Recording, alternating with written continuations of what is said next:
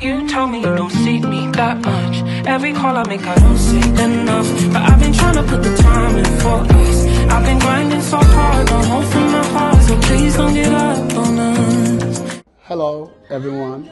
My name is Benson, a native English speaking, teaching.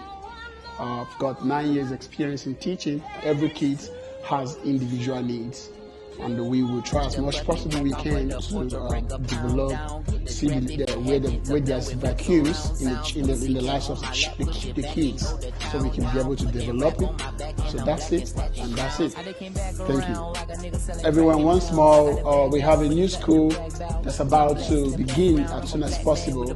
I would like to tell you that as an English teacher, we focus on results.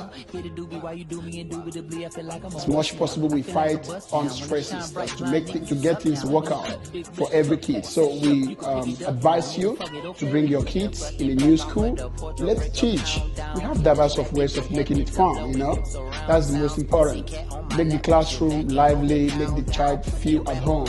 That's it. At the end of it, result matters a lot.